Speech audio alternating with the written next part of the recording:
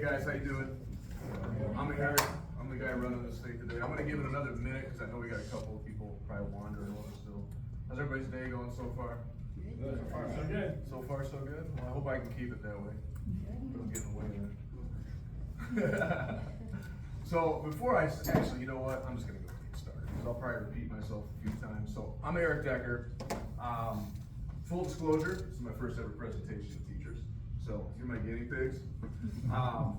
And I signed up for this not knowing if I would even get this, and turns out I did, so here we are. So I titled this Learn Their Language, and primarily I want to focus on like social media in the classroom, but mostly engaging students on social media in and out of the classroom. It's scary. It's like uncharted waters, you know, and it's a little bit like being a pirate, kind of, you know, you're kind of making your own way. So far, I've had really good success with this. So hopefully, you know, I can't guarantee I'm going to teach you anything enlightening or inspire you, but I can promise you that I will have enthusiasm, and I'm going to show you the things that work for me, and you can take those things and see if they work for you. Because as you all know, everybody's different. Your classroom is yours. Your style is yours. What works for me may not work for you. And what works for you might not work for me. But ideas is the main idea that I want to try and get across today, and I do want to try and leave some time for some questions. First thing, another full disclosure, I have to admit this. On your desks are a copy of the slides and notes if you want to take notes. Cool. If there's something I say that you want to like follow up on later on, jot it down. I'm an open book. All right. Can't guarantee I have all the answers, but I'll give you something. I also have an entrance exit ticket. I have to admit to you, I do not use entrance and exit tickets. They are not my style. So why do I have them today? For a raffle. I don't know if I'm supposed to do this or not, but I know there's like a huge raffle for the whole thing. You guys are in your own raffle right here. And what are you gonna raffle for? My own book! Wow! Look at that! How about it? I know, it's pretty awesome, isn't it? Hey, it's free though. So not only is the PD free, you might get a free book. So go ahead and write your name on that ticket, and then fold it up. And I'll draw 5 random tickets out of here at the end, and you can walk away with 5 amazing books written by me. So there you go. I know, nothing like a little bit of self-aggrandizement. Self-promotion. Yeah, shameless self-promotion, might I add. I'll come around with my awesome hat and collect these in a moment. While you're writing that, you'll find in your notes too that there's a couple of QR codes. Again, not shameless self-promotion, but also just ideas and examples. I have my own YouTube channel. I'll talk about how that even started in the first place. And then I got peer pressured. I'm gonna admit it. I got peer pressured by my 8th grade students this year. For like 2 years, they've been telling me, Mr. Decker, you should have a TikTok. You need a TikTok. I'm like, no way. Finally, I did it, and I have to admit, once I started using TikTok, some of their editing software is like super easy to use. You can make really fun cuts. You can do all kinds of stuff that I wasn't doing on YouTube before. So I got hooked, and now I got a TikTok, and I'm kind of not even proud of myself about it, but it's been working. And the weird thing is that once I started posting videos on TikTok, I would also post them on YouTube. I do a lot of shorts. Like YouTube shorts and things like that. And I'm not gonna lie to you, once I started using TikTok and then going across platforms, my YouTube channel absolutely exploded. I went from in December filming like a celebration video that I had 500 subscribers to right now I'm at like 45,000. It's out of control. I don't even know how to handle it. So whatever is working, but I do think in some cases teachers are using my stuff too. Like I posted a Martin Luther King Day tribute video. It was only about 4 minutes long, but I posted it and I got like 20,000 views. So that's really what kind of sparked me to be like, well, maybe I should go talk to other teachers about this. And I'll get into why in a few minutes. Before I get into all that stuff, a little bit about me. I work for Lake Central. I actually teach at Kaler Middle School. I teach 8th grade U.S. history primarily. I've done that all 16 years that I've taught. U.S. history is my jam. I'm a history nerd. But I've also taught 6th grade social studies as well. All right, so my primary area is middle school. but I think this is kind of K through 12, 6 through 12 specific. I'm a Disney freak, as you can tell by the castle up top. I have been to Walt Disney World about 20 times. I was spoiled rotten as a kid, and I've taken my own kids there a few times. I have to work a few side jobs to afford the room and ticket prices. And we took our first trip to Disneyland over Christmas break. I bring that up because I have always tried to bring kind of that Disney attitude in the classroom, whether it be through enthusiasm or just making everybody feel like they're a part of the story, being inclusive, but also like customer service, right? Not only mean giving parents everything that they want, but I do mean like, you know, show up to open house, sell yourself and let them know, like show them who you are, right? And that is something I've always been a little bit fearless of. It's my greatest asset, but also probably my greatest fault. I'm kind of an open book. But I feel like by doing that, it makes me seem real, not just to parents, but most importantly to students. And by doing that in person and selling yourself and letting them know like, hey man, I care about you. I'm enthused about this. I am not burnt out every day. Some days I am, but most days I'm not, right? And I genuinely care about what I'm talking to you about. And when you do that in person, it translates over to the videos too. All right, so has everybody filled out their names? Awesome, fold them in half. I'm coming around with a hat. And we'll see who the 5 lucky winners are. That's right, I said 2 on the sign-in sheet. But I saw so many people signed up, I went with 5. So, I'm a terrible entrepreneur. I've given away more books than I've sold. That's all right, it's all about getting the word out there, right? Thank you so much. All right, good luck to you. Don't let me forget to draw these at the end. All right, so let's talk. All right, let's do some things here. Let's get into first, why do I use social media? The burning question, the answer is simple and brief: COVID survival. Like I said, Lake Central School Corp, we were not an e-learning school. All of our students did not even have Chromebooks when that 2 weeks to flatten the curve thing came out. I remember specifically, it was right around spring break, so we kind of extended our spring break by 2 weeks. And our principal came over the intercom and said, you know, we're gonna hand out Chromebooks to all of you just in case we don't come back after spring break. You know, so we handed out everybody a Chromebook for the first time. Well, then 2 weeks turned into 3, 3 weeks turned into 6, and I won't go down that road, we all been there, right? I don't know about you, but I kind of felt like I was in a glass case of emotions throughout the entire pandemic. I was boxed in. I knew how I felt. Full disclosure, I had my first ever nervous breakdown during COVID. I thought I was having a heart attack. Turns out I was having a panic attack. Didn't know what it was. So if it was impacting me in those ways, I was concerned that it's probably impacting my students that way too. So I felt really compelled to be like, I want them to know I'm there for them. And it bothered me. Like, I didn't realize how much I needed that closure at the end of the school year until I didn't get it. And we had about 36 hours to go from a non-e-learning school to an e-learning school. Some of you probably did too. And some of you probably experienced the same frustration that I did of, I tried uploading my stuff to Canvas and filming myself. And I had like 7, 10, 15-minute videos, and I'd upload it, and it was gone. Lost everything, right? And I'm like, well, there goes half hour, right? So I did it again. So then I tried Streamcastify. I didn't realize that we had a free trial, and the videos were only filming for 5 minutes, and I'm here talking and going through the slides. I'm like 12 minutes in, and I got 5 minutes of video. So I was so frustrated. I was like, you know what? Forget it. I got a Gmail account. Like I always see, like, go to your channel. I'm just gonna make a YouTube channel. And that's how it all started. It was like pure survival mode. I was frustrated, at my wits' end. And I started filming myself and putting stuff on YouTube. And it started working. I started noticing that kids were actually watching the videos. How did I know?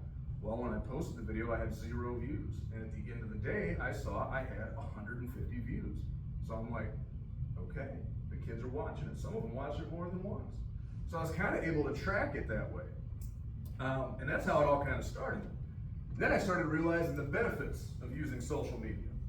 Now, there's a whole list here, and I know we've all been to these staff meetings where it's like, I'm not gonna call anybody out, but I've been in some staff meetings where administrators will sit there and read the entire slide to you. It's like, dude, I can read. This could have been an email. but I'm gonna sit here, and I'm gonna be nice, all right? So I'm not gonna insult your intelligence, you can all read. In fact, I'll go to the one that I think maybe is the most effective use of technology, specifically social media, substitute classroom management. This has been, among all of the other things, the most beneficial use of technology, of YouTube, I use Microsoft Flip. It's just called Flip now, but I throw the Microsoft on there just in case. I also use Twitter, X, but kids really aren't on Twitter. I have a Facebook account. All the kids tell me I'm an old man because I use Facebook. I'm like, whatever. Throw them out, throw I out am. MySpace, start a MySpace. Oh, dude, right? We have our other social studies teacher for 8th grade still updates his MySpace page. and like goes on rants where he's like, I prefer MySpace to Facebook. Kids are like, you are a freak. Yeah, so you know, you have that, they humble you, which is why I've evolved and now I have a TikTok. So substitute classroom management, for me, I guess my own backstory, right? When I graduated college, it was in the midst of the Great Recession, right? And corporations just weren't hiring, right? I mean, kind of like now, not quite there, but like there's belt tightening, right? Referendums aren't passing. Taxpayers are a little bit tired of paying extra money and not seeing, or whatever, okay? So corporations just weren't hiring, you know? And the open spots that were posted were usually filled internally, you know? And I didn't understand this when I was coming out of college. I mean, one of the things I pride myself on is being able to talk and present myself and make a connection with somebody in a room. And I went like 0 for 6 on my job interviews. That was a little crush to the ego, right? So that first semester after college, I found myself substitute teaching. And I learned incredibly quickly, it don't matter what kind of education you got. It doesn't matter how well you know the content. It doesn't matter how good your classroom management is, and you can be the most dynamic personality ever. They don't care. You are not their teacher. You are a sub, and we are going to treat you accordingly. So I learned the hard way that, man, I had to work hard to gain trust, gain accountability, and then implement the lesson plan that the teacher had for me. I realized how hard that was for somebody trained to do this.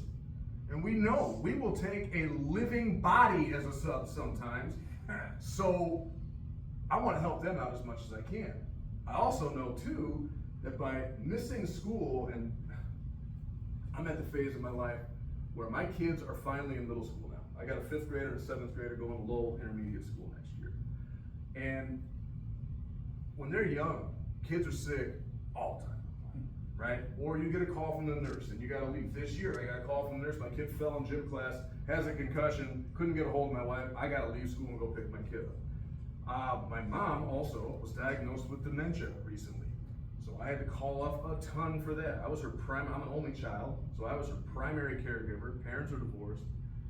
I missed a lot of school. And as you know, whenever you miss school, it's like, it's not really a day off.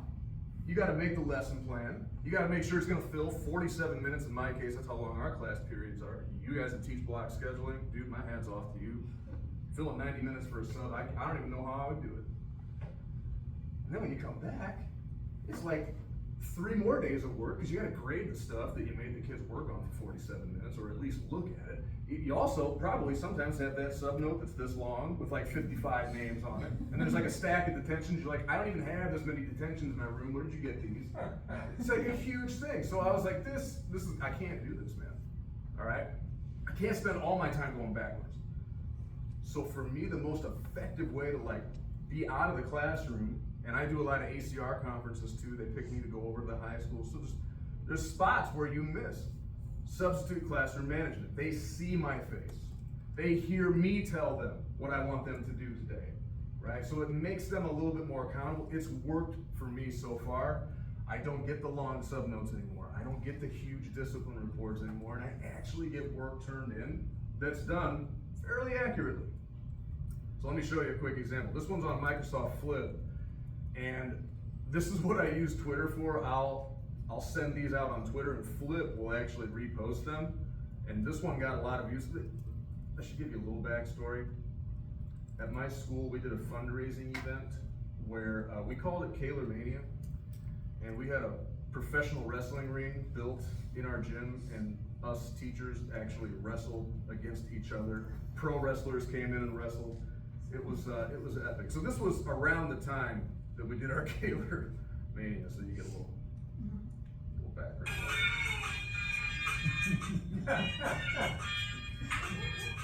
Oh, I'm sorry, is my championship belt creating too much of a glare for you? Sorry, I'm not sorry. Joe Guzman, King of Mania 2, coming at him. No, that's literally not why I made this video today. I'm not here today, as you can see, and I always have to come up with creative ways to get your attention, so sorry, you can't see me. Yeah, well, before it gets even more nonsensical, you get the idea, right? So it's an attention getter, right? I've got their attention. I'm telling them I'm not here today, but I am here, and they get to see me. I'm not trying to be braggadocious, but I'm one of those teachers that when I tell the kids, I try to tell them in advance too. Like if I know I'm not going to be there, I don't like to surprise them, and I'll tell them. And sometimes I'll be like, I'm not going to be here, and you hear the one kid go, yes. You know, but most of the time I get, oh. You know, I'm like, don't worry, you'll still see me, right? And so I give them the video, and it's like, it works. I don't know why it works, but I'm not going to sit here and psychoanalyze it. It works. Go with it. It also makes lessons more versatile, right? I know a lot of corporations are moving towards, like when we have a snow day or a cold day, or a water main burst, or a pipe with gas leaks, something like that. We have to cancel school. We go to the synchronous learning. And now we're doing e-learning. Teachers, please post your videos so the kids can watch. Well, this has been incredibly helpful for me as well. I mean, at Lake Central, they tell us, hey, put a 5-minute YouTube video on your assignment. So if I have one already made somewhere on the YouTube channel, I can pull that and use it for that day's lesson. The other thing that I really like about doing this is that the students are hearing it from me. Right? They're getting the information the way I want to teach it to them, in my voice, in the same manner that they're used to, and not somebody else on YouTube that, like, I mean, hey, let's face it, I teach US history. The last 8 years, especially in election years, has been like walking a tightrope over lava with alligators ready for you to slip at any second, right? You're under a microscope, and it doesn't matter what side of the political spectrum you're on, everybody's waiting to pounce. Right? So at least I know the information is coming from me. One of my things is I'm not here to tell you what to think, I'm here to teach you how to think. My opinions are mine, but I'm not going to profess them to you. It's not my job as a teacher. So I can control that dialogue then, right? Whereas sometimes when you show history videos in class, sometimes they spin one way, sometimes they spin another way. I don't like the spin. I just like facts down the middle. The other thing that I really like too is I don't teach a lot of advanced classes. I teach collabs. I teach kids that are at 2nd grade reading levels sometimes. So when they watch these videos, while I tend to talk a little fast and I use big words and stuff, they can use closed captioning and watch these at their own pace. That has been incredibly effective. Where a kid can pause it, rewind it, you know, you space out for a second, go back and watch. They can seek assistance without having to raise their hand in class and be bashful about something. It makes the content more relevant, especially when you start diving over into things that they use, right? When they see my face on their For You page, kids freak out. Like, Mr. D, I saw your lesson on my For You page. I was like, cool. I don't know how I did that, but all right. So it keeps them on their toes, makes the lesson more versatile, I should say, and it makes the content more accessible to them, right? If they're gone, they can pull it up and look, all right? Now, important point, like how do I use it? How do I get kids onto the pages? I post QR codes around my room. Or like today, if I'm giving out notes, I'll put the QR codes in the notes. Like, hey, if you're confused, check this video out, right? It's a 5-minute example of what we're doing today. I will use these videos sometimes to explain a project, like if we're gonna do a timeline in class. I can talk till the cows come home in a room like this and say, I need 10 slides, date, fact, picture, in order. Use Google Slides. 10 minutes later, you know the first question. Do they have to be in order? Are we So rather than repeat myself 75 times, I will put the QR code on the assignment and be like, hey, if you got questions, pull up the video for the directions. If you want help, like tying together concepts or talking about why something's relevant, that's what I'm here for, right? Because I am not trying to replace teachers in the classroom. Nothing, if COVID taught me anything, it's that nothing beats this, right? We need this. We need teachers in a classroom talking to people, looking them in the eyes. That's huge. You need that personal connection. I don't use these things primarily to teach concepts. I use it a lot for enrichment or repetition or review, or like I said, the steps for a project or something. To keep kids honest, right? How do you know they're watching the videos? I can't really count the views anymore, right? Because they don't start at 0 anymore. So I will, an easy thing you do is a Google form, right? Have the link for the video and a Google form underneath and ask specific questions. I like to do surveys as well, right? And they're interested in that too, like pie charts, right? What was your favorite thing about the video? What was the most confusing? And you can pull that Google form up and in real time you can see where your class is at. And it's like, it sounds like I'm doing groundbreaking stuff. Principals love this when they come in and evaluate you. All I did was make a Google form. It did all the work for me, but I look like a genius, right? So a lot of this is user-friendly, right? A lot of this makes your life easier.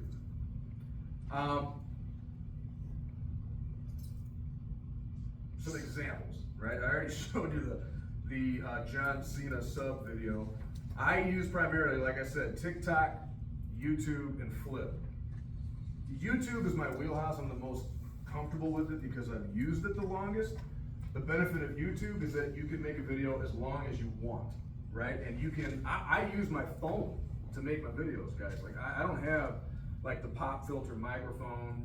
I don't have the YouTuber ring light, right? I am an imposter, okay? I am an amateur YouTuber. I don't know what I'm doing. I'm just screwing around, having fun, and it works sometimes. I literally use my cell phone. And whatever editing or clips or things that I add to them, they come from these apps, all right? Like I said about TikTok earlier, Microsoft Flip is another great tool. Most corporations, like Lake Central, we have free accounts. You can just sign in with Google and you're there. If you don't have that at your school, look into it. You can do free trials and things. The only limitation that I've found with Flip so far is you can only make a 10-minute video. Which for some of you, that's fine. I'm a history teacher, I talk a lot, sometimes 10 minutes is not enough, right? But the editing tools that you can use are outstanding. I did a video once. I do a lot of things where I'm sitting at the WGN news desk, and so I like crop myself into it. And I had a kid, is it a GIF or a GIF? I have this debate in class all the time. I say GIF. Yeah, I use it. GIF, all right, so I just want to make sure I didn't sound like I didn't know it was funny. So I had this GIF of a kid sleeping, right? And I kind of cropped him in where it looked like he was actually next to me. And I got jump scares on it. I didn't anticipate that. I was just trying to be funny. But it's like little things like that that'll catch their attention and keep them engaged. I mean, unfortunately or fortunately, this is the world that we live in now. And this is how kids get their information. So I'm kind of like sink or swim, so I'm deciding to swim a little bit. So I have examples if you're interested. It's 11:09, which means we've got about, 25 minutes left. I do want to have some time to talk and answer questions, or if you're interested in trying it, like pull it up and let's experiment. We can do a video or something. So a quick example of, I did a project this year with my 8th graders, and I got the same question in a lot of different classes. So I made a TikTok of like, here's what you do. Oh, your connection isn't private. Of course not. Of course not. Basically, you know what? Well, I'm not gonna bore you trying to find it, but it was a video on TikTok. It was only about 4 minutes long, where I said, hey, you having problems with your assignment? Here, check this out. And then I stopped the video, and then I clipped a new one where I'm standing in front of my whiteboard with a picture of Frederick Douglass, right? And I talk about Frederick Douglass. He's an abolitionist. He was a leader of the civil rights, but he was the civil rights movement during the Civil War. He was born a slave. He freed himself. He educated himself. He became a speaker, a friend to a president. This guy is one of the most important perspectives in American history. Stop. And then I pulled up another picture of Abraham Lincoln. It was like a timeline of 5 people. So I'm like, these are examples, guys. I gave you a list of 25 people. Here's 2, right? So in a way, you're kind of modeling the assignment, but you're also kind of giving them that example that we all like to do too, right? Now the cool thing with that I've seen with TikTok is that I've had a lot of students start filming their projects. They'll ask, like, can we do a video? I'm like, sure, right? And I've had like 4 or 5 different groups of kids this year make awesome TikTok videos. And they came back like a week later, they're like, Mr. D, it got like 700 views. I was like, dude, that's awesome, good for you. You know, it's like, it makes them excited. A lot of kids are using Microsoft Flip. Again, like our corporation is free for them, and they can make a video, they can cut it together. And it's really cool because it shows kids actually owning their education, which is a hard thing to get them to do sometimes, especially in my field where not everything is relevant to them. So for me as a history teacher, this makes that history become a little more relevant when they dive in and they actually start producing videos on their own, because as you know, to truly know is to teach, right? So it's a way for them to avoid the dreaded presentation in front of class, right? They hate getting up and talking. I still force them to do it, right? But this is a good way to alleviate that stress for them too. Like, all right, you can do a video. We're gonna play it for the class, but you can do a video instead, right? And they will take that option sometimes. So yeah, if you wanna see the examples, I can come back to them. But right now I'd like to turn it over to you.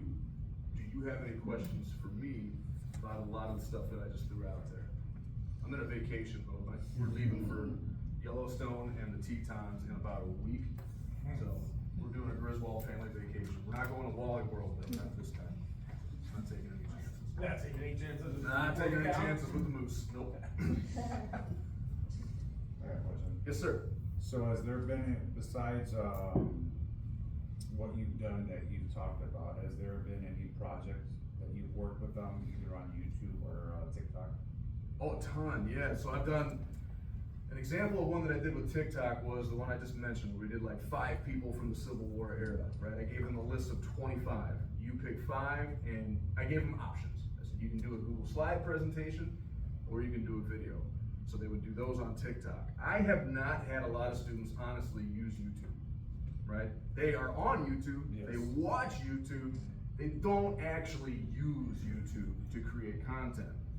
Kids create content like crazy on TikTok. I don't get into the Insta and Snapchat, like that's, no, I can't keep up. And I'll admit too, it does take time. It does take time to make these videos.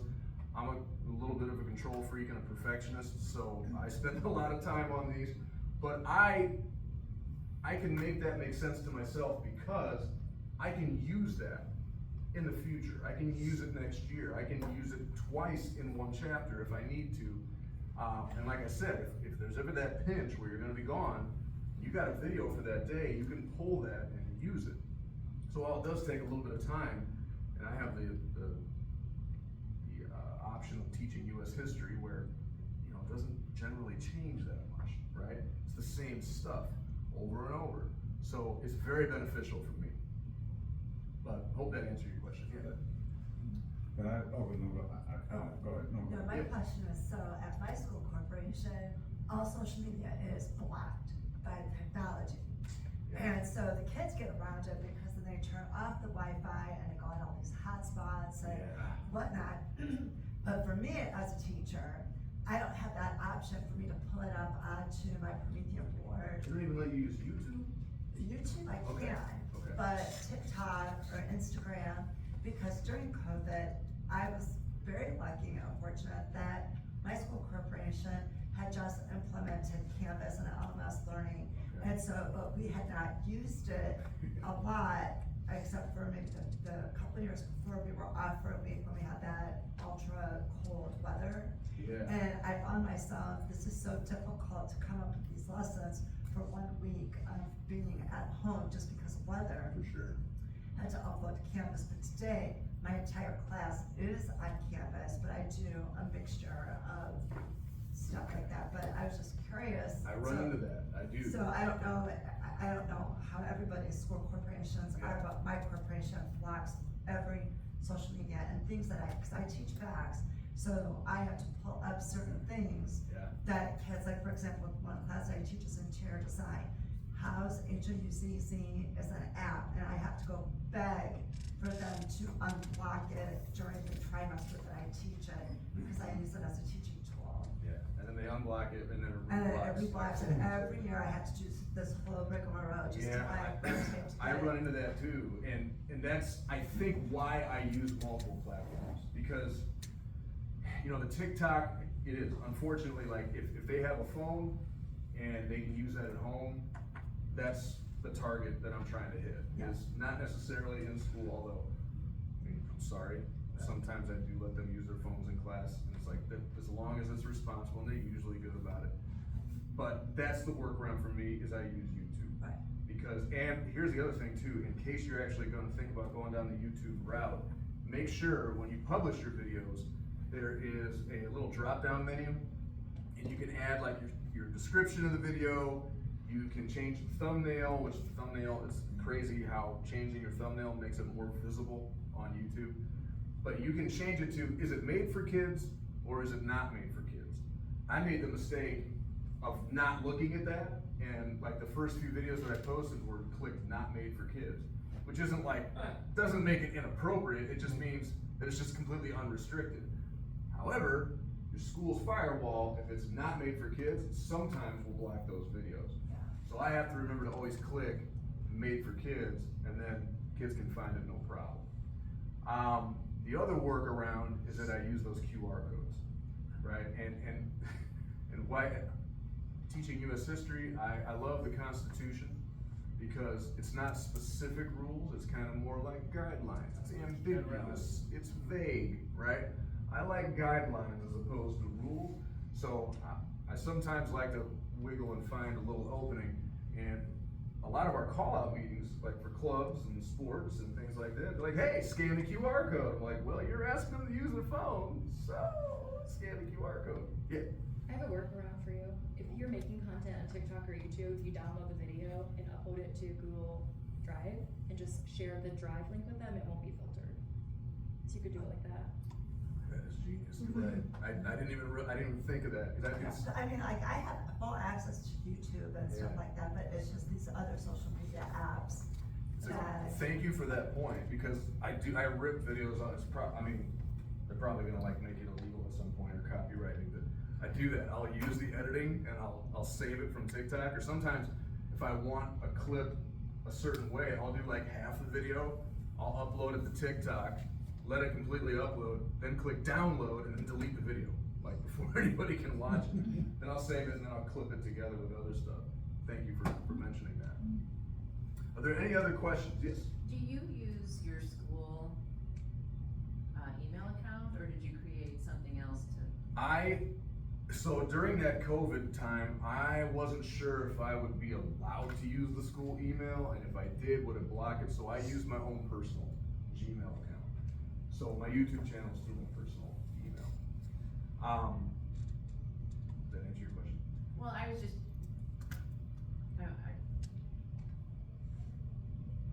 I'm just curious how to build it. Yeah. So if you have a Gmail account, it already has a YouTube channel for you. Yeah, I have a You just YouTube click, account, but I you know. haven't used it in a long time, and I don't know that, I mean, I think I have to create one. Now some teachers do use their school email for it, Yeah. you know, and I would, but I've already got like 160 videos on this channel, so I'm just gonna keep it on my personal And then one. it's but easy to tie TikTok to YouTube to, Super easy. So what I do is I actually will upload a video to TikTok, download it, and then upload it to YouTube. And like I said, with TikTok, here's another one too. This is the things that you talk about and you realize. One of the mistakes I was making early on was when you film a YouTube video with your phone, you want to film it like, what is that, landscape, horizontal, right? Because that's for your full video, you get full screen.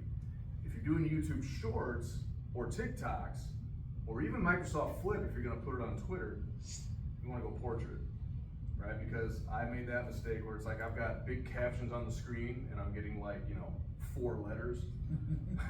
So you do have to, so that's one of the things for me with TikTok and YouTube Shorts.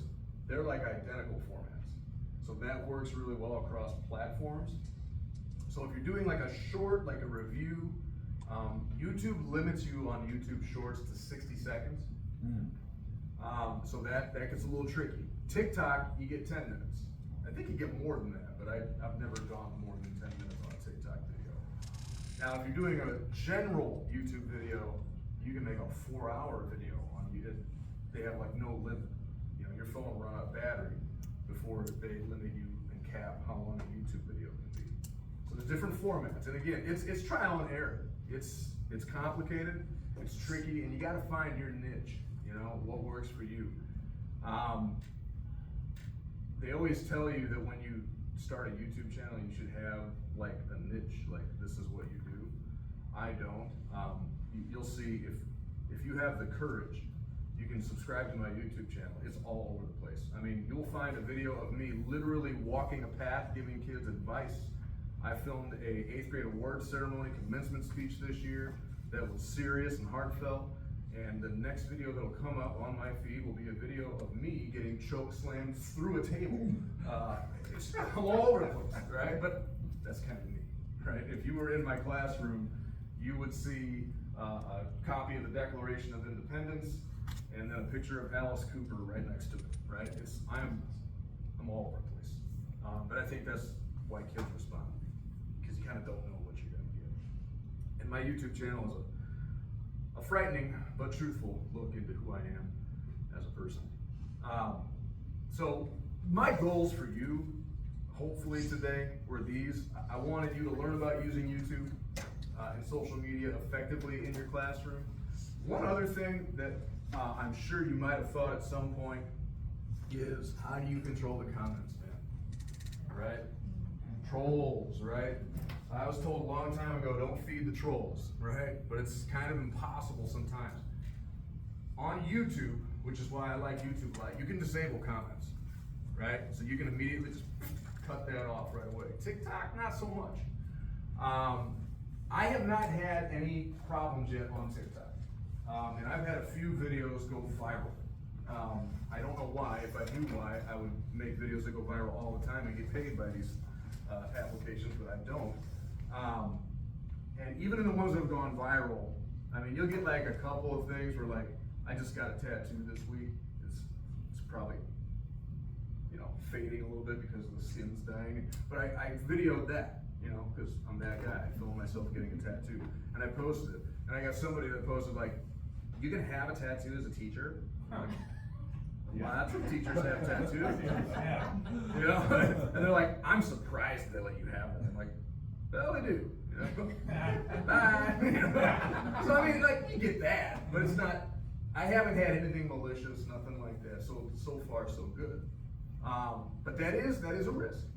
You know, which is why I prefer YouTube really for most of my content, because I can control that. You know, hopefully, I've given you some real life classroom strategies for the modern day student. Community engagement is something that I sort of mentioned but didn't go into. That's another thing you need to be aware of, right? When you're making these videos of like I said, I'm a little fearless when it comes to that, which is my greatest asset, but also my biggest fault. It opens me to criticism.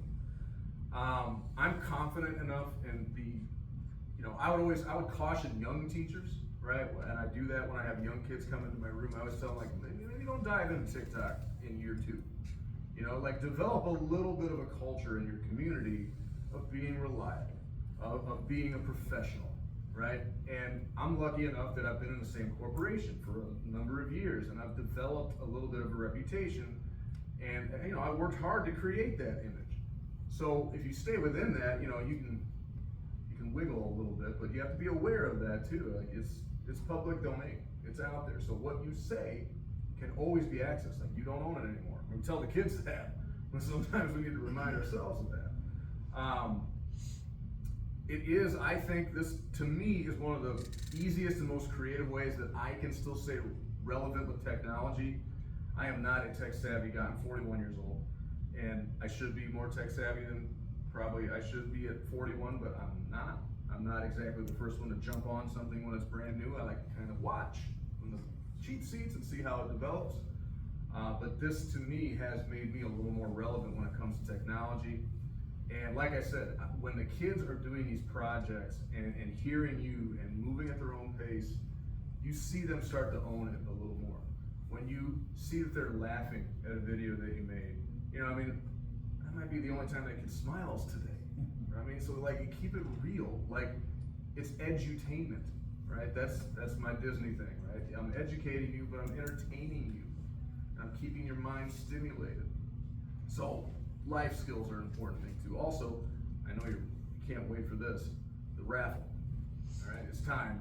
I've got on the slides too, you know, if you're so compelled and you don't get a book and you're sad and you're gonna cry yourself all the way home, I've provided you with the QR code to my Amazon page. By no means am I obliging you to buy a book, but if you're interested, they're out there. By the way, self-publishing on Amazon should be another thing that I should talk about. It's like crazy easy to do. And no, I do not use AI to write my stuff. It's my words, and I painstakingly wrote all the books. I refuse to use AI. I'm sorry. It's just my own personal opinion. All right. Okay. First winner of the raffle, Mark Ennis. Hey, congratulations, Mark. There you go. The teaching book I wish I read in college. All right. There's one. That's right, buddy. That's right. There's nobody that thinks he's more important than me. Not really. Kelly York. Congratulations. You're welcome. Now, see the suspense. Everybody's like, oh, crap. There's only 3 left. There's only 3 left. You're doing the math. Dawn Mosley. Hey! All right. Now there's just 2. Thank you. You're very welcome. Thank you. There's only 2.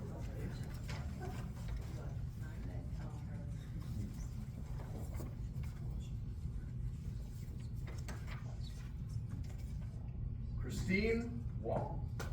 Hey! Did I say your name right? You did it, well. Wong. Wong. Wong. I teach preschool, so this is what I say. My name is Christine. Whoa! And I don't ever forget. I'm not gonna lie that when I said your name like 2 or 3 times, I was like, I kind of want to do a karate thing. Yeah, exactly. There you go. Yeah, It works. Thank you. I won't forget. Oh my gosh, there's only 1 book left. But remember, I was only gonna raffle 2. Our last winner, Jeff Wisniewski.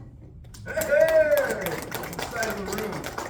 A little heavy on this side of the room, I apologize. See, that's the problem. You give books away and then like 5 people are happy and the rest of the people in the room are mad. Well, guys, I hope you enjoyed. I hope you got something from me out of this. Like I said, this was my first ever presentation to fellow teachers. And I hope I gave you something you can take with you. I know lunch starts at 11:30, which is right now. So if you're feeling a little hangry, go ahead and get on out of here. But I'll stick around if everybody wants to chat, talk, whatever. Thank you so much again for attending, and I hope